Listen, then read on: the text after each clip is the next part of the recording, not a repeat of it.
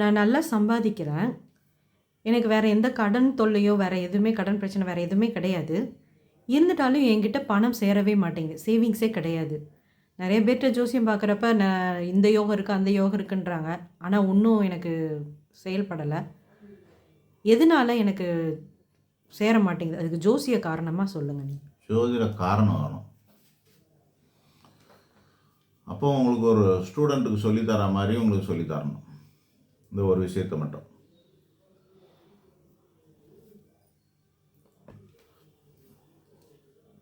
ஜோதிடத்தை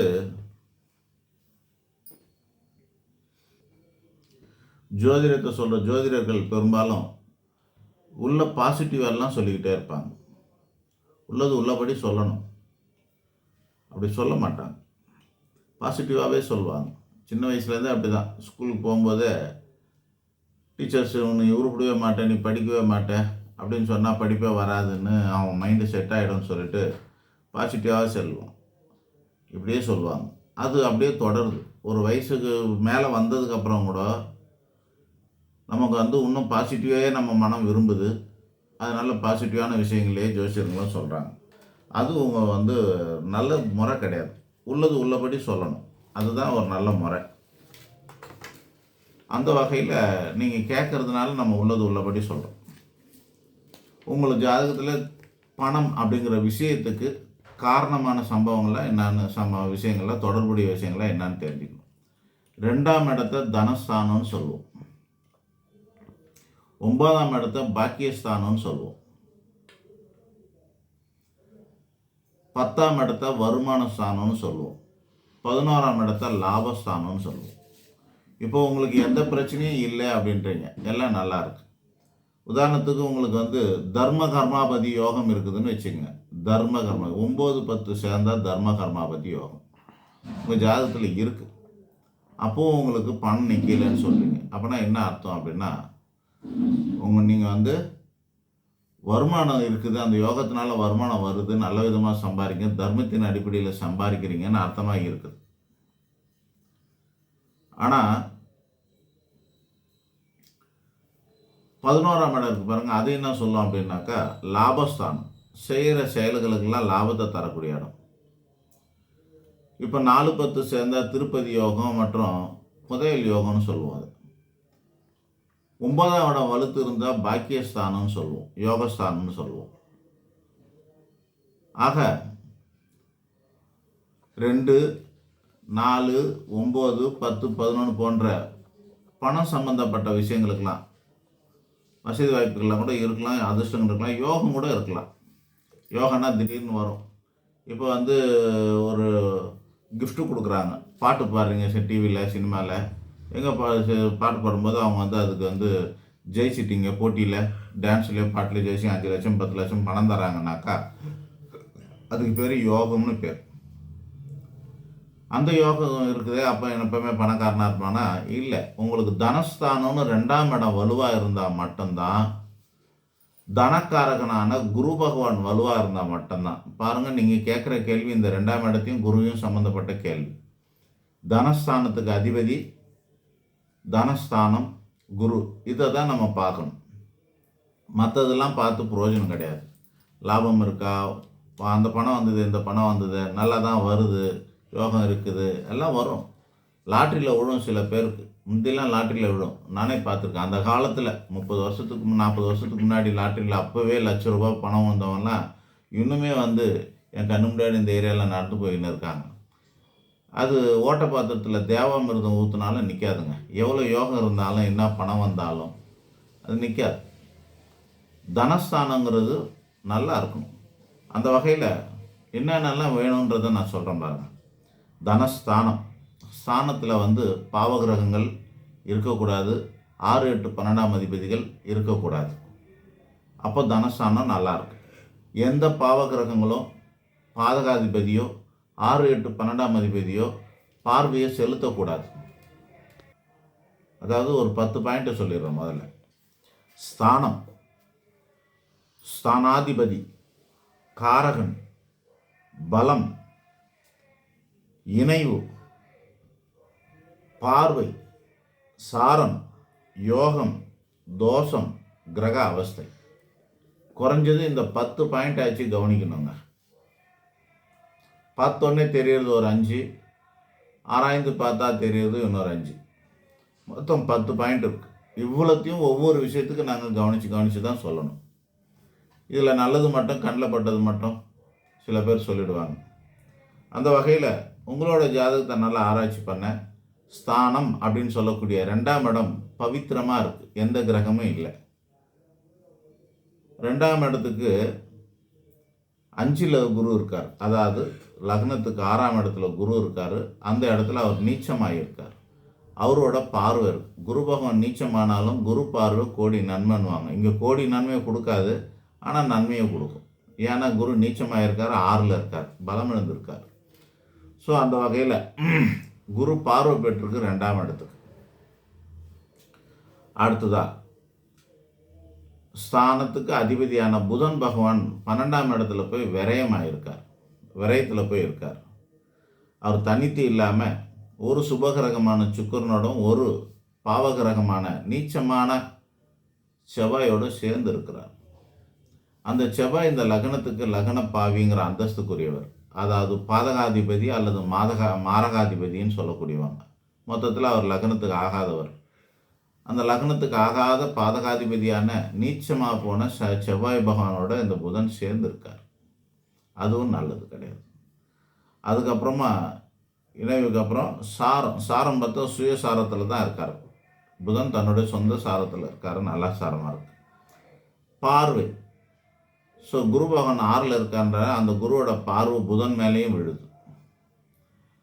அடுத்ததா யோகம், இந்த 2ஆம் இடத்துக்கு அதிபதியான புதனும் 10ஆம் அதிபதிக்கான சுக்கிரனும் சேர்ந்த தனகர்மாதிபதி யோகம் இருக்கிறது.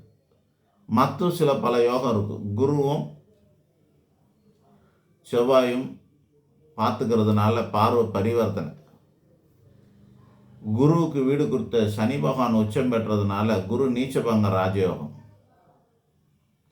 செவ்வாய்க்கு வீடு கொடுத்த சந்திரன் ஆட்சி பெற்றதுனால செவ்வாயும் நீச்சபங்க ராஜயோகம். 9க்குரிய புதனும் 9க்குரிய செவ்வாயும் 10க்குரிய புதனும் சேர்ந்ததுனால தர்ம கர்மாதிபதி யோகம். இப்படி பல யோகங்கள்லாம் இருக்குது. ஆனால் இது அத்தனையும் உங்களோட தனஸ்தானத்துக்கு சம்மந்தப்பட்டது இல்லை. அதனால் பணம் சேரலை. ஆனால் இந்த யோகத்தினால வாழ்க்கை ஓடுது. நீங்களே உங்கள் வாயால் சொல்லிட்டீங்க, எனக்கு பெரிய குறைபாடு எதுவும் கிடையாதுன்னு சொல்லிட்டீங்க. ஆக குறையில்லாத வாழ்க்கை இருந்தாலும் சேமிப்பும் இல்லாத வாழ்க்கையாக இருக்குது. இதுதான் பிரச்சனை. யோகத்தை பார்த்தோம். தோஷம்ங்கிறது என்ன? இந்த 2ஆம் இடத்துல ஏதாவது பாவகிரகங்களால் தோஷம் ஏற்பட்டிருக்குதா? 2ஆம் அதிபதி தோஷம் ஏற்பட்டிருக்கா? இல்லை. கிரக அவஸ்தை ஏற்பட்டிருக்கா? அந்த 2ஆம் அதிபதியான புதன் அஸ்தங்கமோ வக்ரமோ அதிசாரமோ பெற்றிருக்குதா? எதுவுமே இல்லை, எல்லாம் நல்லா இருக்கு. ஆக இவ்வளோ அம்சங்களை ஆராய்ந்து பார்த்து ஒரு முடிவு சொல்லணும். அந்த வகையில் சுருக்கமாக உங்களுக்கு புரிகிற மாதிரி சொல்கிறேன். நீங்கள் ஜோதிட ரீதியாக கேட்டீங்க, இவ்வளோ விதத்துலேயும் ஆராய்ச்சி பண்ணி அந்த இடத்த மட்டுமே சொல்லிட்டேன். சுருக்கமாக சொல்லணும்னா 2ஆம் இடம் விரயத்தில் இருக்குது. தனக்காரகன் குரு பகவான் 6ஆம் இடத்துல நீச்சமாக இருக்கார். அதனால் உங்கள் வாழ்க்கையில் பணம் சேர்க்க முடியாதுங்கிறது மறுக்க முடியாத உண்மை. இதை நீங்கள் தெரிஞ்சுக்கிறதுக்கு அல்லது இதை தாங்கிக்கிறது, மனப்போக்கம் பெறுவது அவசியம்.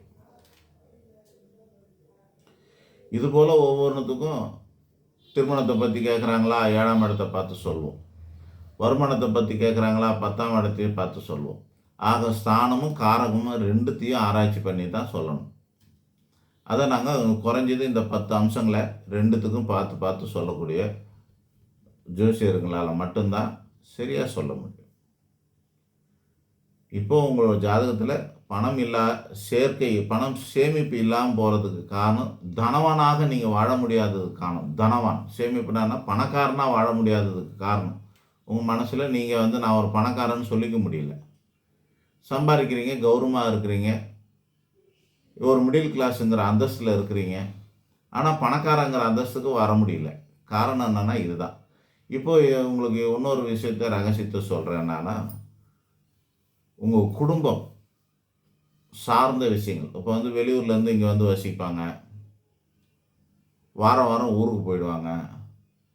ஊரில் யாருக்கு என்ன கல்யாணமோ விசேஷம் அது இதுன்னு அடிக்கடிக்கு போய் செலவு பண்ணுறது. வீட்டில் வயசானவங்க அம்மா அப்பா தாத்தா பாட்டி இப்படி யாராவது இருப்பாங்க, அவங்களுக்கு நோய் ஏற்படலாம், அவங்களுக்கு செலவு பண்ண வேண்டிய சூழ்நிலை ஏற்படலாம். இந்த மாதிரியான காரணங்கள்லாம் அதெல்லாம் உங்களுக்கு வந்து செலவாகவே நீங்கள் வந்து மனசில் கருதலை, கடமையாக நினைக்கிறீங்க. அதனால் எனக்கு எந்த பிரச்சனையும் இல்லைன்றீங்க. ஆக குடும்பஸ்தானாதிபதி குடும்பத்துக்கு ஸ்தானமான 2ஆம் இடத்துக்கு அதிபதியான புதன் பகவானும் தனஸ்தானாதிபதியும் ஒரே ஆளாக இருக்கிறாங்க. புதன் தான், அதாவது 2ஆம் இடம் 2ஆம் அதிபதினா யார் அப்படின்னா தனம் ஸ்தானம், குடும்பஸ்தானம், வாக்கு ஸ்தானம், கல்வி ஸ்தானம், பார்வை ஸ்தானம் சொல்லக்கூடியது. இது அத்தனையிலும் உங்களுக்கு குறை இருக்கும். ஒரு வாக்கு தைரியமாக பேச முடியாது. ஏன்னா 6ல் போய் நீச்சமாக இருக்கிறான் வாக்குக்காரகன் குரு பகவான். கல்வி ஸ்தானம், பெரிய படிப்பு இருக்காது. 2ஆம் இடம் நல்லா இல்லை. ஆக தனம், கல்வி, குடும்பம், வாக்கு, பார்வை இதுக்கெல்லாம் அதிபதியாக இருக்கக்கூடிய 2ஆம் இடம் வந்து 12ஆம் இடமான விரயத்தில் போய் நிற்கிது. நீச்ச கிரகமான செவ்வாயோட சேர்ந்து இருக்குது. இன்னொரு பக்கத்தில் அந்த லக்னத்துக்கு அஷ்டமாதிபதியான குரு பகவான் 6ஆம் இடத்துலேருந்து நீச்ச பார்வையை செலுத்துகிறார். இப்படி பல வகையிலெல்லாம் பலவீனமாக இருக்கிறது. அதனால் உங்களுக்கு பணம் சேர்க்க கம்மியாக இருக்குது. இதுக்கு நீங்கள் நிவர்த்தி பண்ணிக்கணுன்னா 2 விதமான பரிகாரங்களை செய்யணும். நீங்கள் குரு வழிபாடு, குரு பரிகாரம், குரு சேவை அல்லது தெய்வ வழிபாடு, தெய்வ சேவை இவைகளை செஞ்சுக்கிட்டே இருந்தீங்கன்னா அந்த குரு பகவானுடைய இது தீரும், குறையும், தீவிரம் குறையும். ப்ளஸ்ஸு 2ஆம் இடம் சொல்லக்கூடிய தனஸ்தானத்துக்கு அதிபதியான புதன், அவருக்கு அதிபதியான வெங்கடேஸ்வர பெருமாளுடைய அநேகமாக நீங்கள் வந்து திருப்பதிக்கு வாழ்க்கையில் 1 அல்லது 2 முறை தான் போயிருப்பீங்க, மேற்கொண்டு போயிருக்க வாய்ப்பு இருக்காது. ஏன்னா ஒரு புதன் வந்து 12ஆம் இடத்துல போயிருக்கு. 2வது லோக்கல்லையுமே வந்து நீங்கள் பெருமாள் கோயிலுக்கு போகிற பழக்கம் உங்களுக்கு இருக்காது. காரணம் இன்னும் சொல்லப்போனால் உங்கள் குலதெய்வமே கூட அல்லது உங்கள் குல வழிபாட்டு முறை கூட பெருமாளதாக இருக்கலாம். ஆனாலும் நீங்கள் வந்து பெருமாளை கும்பிடாத ஆளாக இருக்கலாம்.